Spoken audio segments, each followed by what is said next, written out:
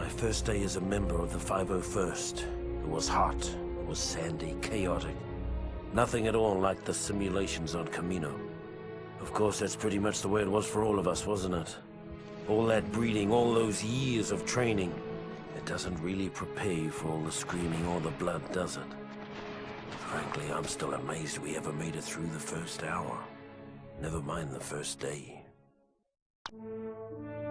Incredibly, the 501st survived the crucible of Geonosis, emerging battle-hardened and ready for whatever the war would throw at us. In the waning months of the Clone Wars, the 501st faced missions critical to the agenda of Chancellor Palpatine. When we arrived at the bombed-out ruins of Megiddo, our Jedi commander believed we had been sent to take out a droid energy collector. What Ki-Adi-Mundi didn't know, however, was that our unit of the 501st was really after an experimental Megiddan power source that the Chancellor wanted for his super laser. Keeping Mundi in the dark wasn't easy. The Jedi had become increasingly wary of the Chancellor's doings, and were on the lookout for the slightest hint of treachery. Just like the rest of them, though, he never caught whiff of what was really going on, until it was far too late. The success of the mission on Megiddo was something of a revelation for the men of the 501st. Suddenly, we realized that the Jedi could be fooled. And if they could be fooled, they could be killed.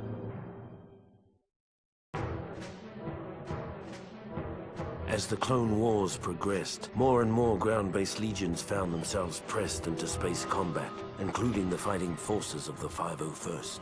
For months, every hour of our downtime was spent in the simulator, preparing for the time we would face our enemies from the cockpit of a 170. Finally, the day came to earn our wings. The CIS had staged a daring kidnapping of Chancellor Palpatine, and was being escorted from Coruscant by a fleet of separatist ships. With only a few veteran pilots on planet, many of the 501st were pressed into service to drive off the Seps and buy time for a pair of Jedi Knights to rescue the Chancellor. After disabling the final capital ship, General Kenobi and Skywalker took advantage of the opportunity we'd created and rescued the Chancellor. Took all the credit, too. It's been said that the 501st got the best of the war. We also got the worst. On Felucia, the Seps dug their metal heels into the muck of that alien hellhole and dared the Republic to come in after them. So we did, only to be met with the month after month of flesh-eating diseases, shrieking nocturnal predators, and other sights that haunt me to this day. Cut off and for all we knew, abandoned by our superiors. Our only hope was Aayla Secura, our Jedi commander. Without her iron will, none of us would have come out of that mess with our sanity or our lives. When her death came, I hope it was quick. She earned that much. When the 501st was finally rotated out of Felucia, Aayla Secura made a point of seeing us off personally, calling us the bravest soldiers she had ever seen. It's a good thing we were wearing helmets, because none of us could bear to look her in the eye.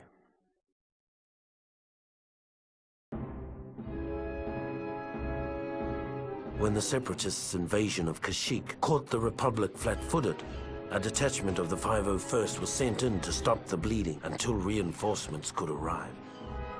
It was a textbook suicide mission, and we knew it. As we fought our way into Kashyyyk's atmosphere, most of us believed that the only way we'd be getting off this planet was in a body bag. As the 501st finally broke through the Sept blockade over Kashyyyk, I took a long look back at the battle that continued to rage over the planet, and wondered why so many had to die for a bunch of walking carpets. Then I followed my orders and turned planetward.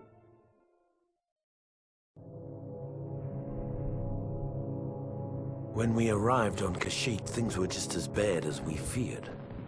The droids had us outgunned, outmaneuvered, and outmanned by a 5-to-1 margin. What none of us had counted on was the Wookiees. We'd all heard the stories, of course, but we'd never fought next to them. Never seen them rip apart a droid with their bare hands. They were magnificent. Even so, it was still a suicide mission. At least it was until Master Yoda arrived. Then it became a battle. A winnable battle. With the timely arrival of Master Yoda, the 501st was able to hold the line against the Seps on Kashyyyk. We left as heroes.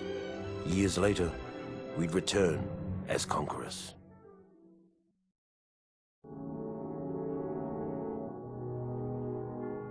In our bones, we knew the war was almost over. The galaxy held its breath, waiting to see which side would make the final, daring move. As fortune would have it, the Republic moved first. After the Chancellor informed the Jedi Council that General Grievous and the Sept leaders were hiding on Utapau, General Kenobi gathered an army large enough to capture 3 star systems. When the orders reached the 501st, our morale soared. For better or worse, this would be the beginning of the end. With the death of General Grievous at the hands of General Kenobi, the Utapau raid had broken the back of the Separatists. Under normal circumstances, it would have been a time for celebration. But our next orders put paid to those thoughts. What I remember about the rise of the Empire is how quiet it was. During the waning hours of the Clone Wars, the 501st Legion was discreetly transferred back to Coruscant. It was a silent trip. We all knew what was about to happen, what we're about to do. Did we have any doubts? Any private, traitorous thoughts? Perhaps, but no one said a word. Not on the flight to Coruscant, not when Order 66 came down, and not when we marched into the Jedi Temple. Not a word.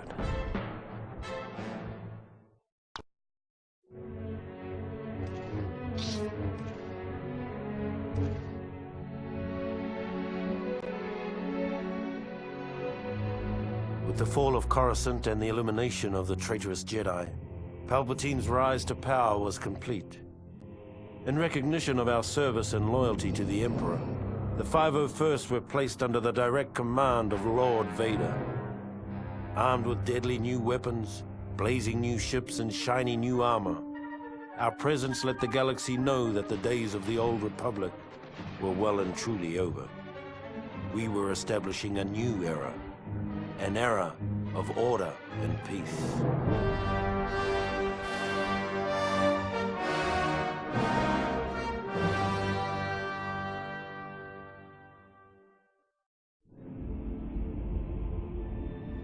During the rise of the Empire, the Emperor's home planet of Naboo rapidly established itself as a major irritant. After a number of Naboo's ambassadors were sent home in various states of dismemberment, her newly elected queen broke off diplomatic ties and began exploring military options. Clearly, it was time for a regime change. A change that would be effected by the 501st, now under the direct command of Darth Vader. Our orders were simple: to infiltrate the city, take out their leader, sending a clear signal to other potential troublemakers in the Empire. With the Queen eliminated, Naboo quickly fell in line. It was the first time the 501st was called upon to adjust a planet's government. But it wouldn't be the last. Within months, the 501st gained a well-deserved reputation as Vader's fist.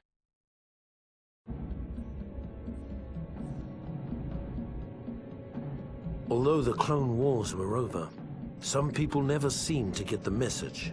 The worst case of denial was Gizor Delso, a Geonosian separatist who'd somehow escaped Lord Vader's efforts to wipe out the remnants of the CIS. Lord Vader tracked him to Mustafar and brought us in to finish the job. It seemed like a simple enough mission, but when we saw the fleet of droid ships hovering over the planet, we suddenly realized that Delso's denial mechanisms were a little more dangerous than we'd imagined.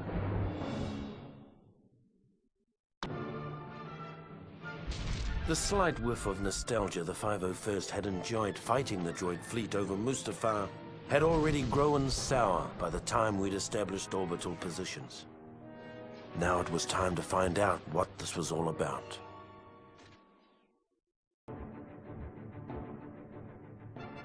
By the time we'd made our way to the molten surface of Mustafar, it was apparent that Delso had been a busy little bug.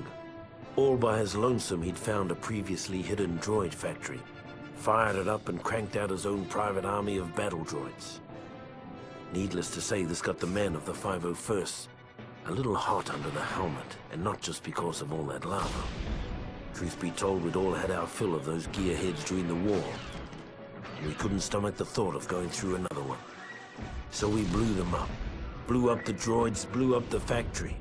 Damn near blew up the planet. The destruction of the mining facility put an end to any thoughts of a second droid rebellion. For the first time in years, the men of the 501st could relax and get about the business of maintaining an empire, rather than building one. Officially, there never was a clone rebellion on Kamino. Unofficially, approximately 20 years after we were created, a special detachment of the Imperial 501st Legion was dispatched to Kamino with orders to eradicate an army of clones that had been bred to take arms against the Empire. Our mission commander, an expert on the inner workings of Kamino, was a young bounty hunter named Boba Fett. The bounty hunter left after the battle was over. He said something about tracking down a smuggler on Tatooine. After the Kamino uprising, the Emperor decided that an army of genetically identical soldiers was too susceptible to corruption. Future troopers would be cloned from a variety of templates. Though the 501st itself remained pure, the rest of the Imperial Army gradually became more and more diverse. We never really got used to the new guys.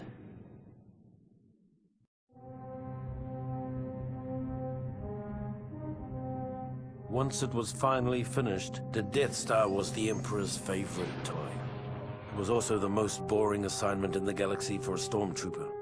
Tedious inspection drills, endless hours of guarding impregnable force field generators.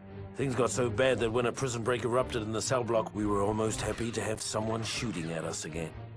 If only we'd known what an embarrassing snipe storm we were about to wade into. We probably would have jettisoned the whole detention block into space. After the embarrassment of the prison break, Lord Vader removed us from our comfortable belay and began dragging the 501st across the galaxy in a dangerous hunt for the now missing Death Star plans. Ironically, our punishment eventually proved to be our salvation. The poor souls who took our place in the detention area were completely wiped out when the Death Star was destroyed.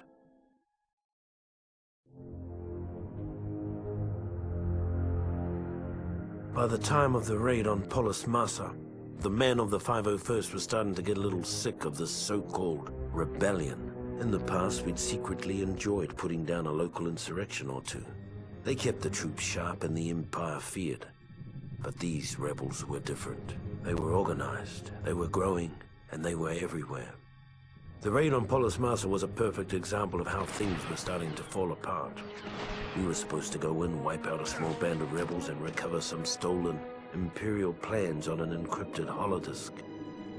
Before we knew it, we were nearly overrun by rebel forces, with the holodisk nowhere to be found. Even though the Polis Massa raid was only a partial success, we finally had a lead on the whereabouts of the Death Star plans, which suited the 501st just fine.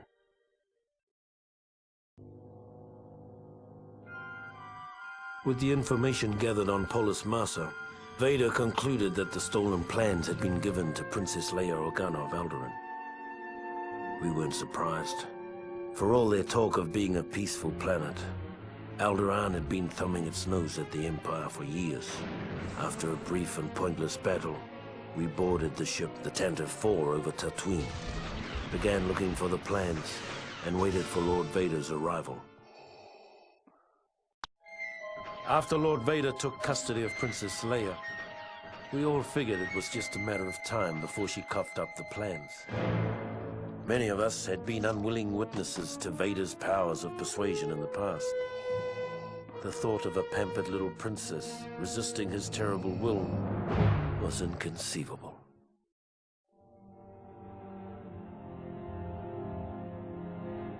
When the Death Star was destroyed, about half of the 501st Legion was still in the hangar getting into their ships. Of those who made it out, another third were caught in the explosion. I'd fought with some of those men for over 20 years.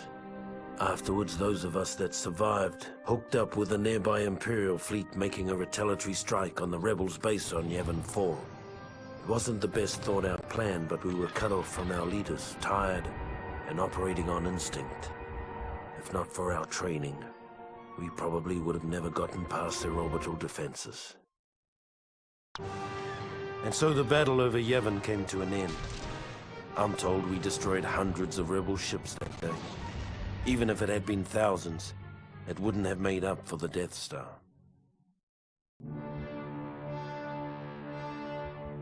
By the time we landed on Yavin, whatever shock we'd felt at the destruction of the Death Star had been replaced by anger.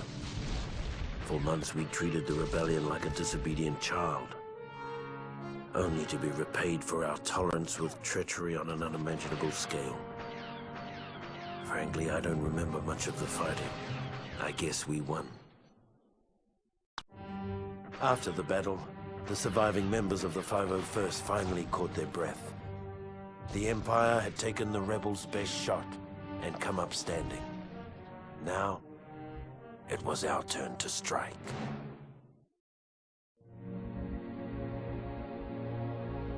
No one ever complained about the cold on Hoth. We never felt it. Even though we were blinded by blizzards, we could see the final end of the rebellion in our blaster sights. Was it only a mirage? Perhaps. But on that day, on that planet, our blood ran hot with dreams of victory, melting the ice that stood in our way.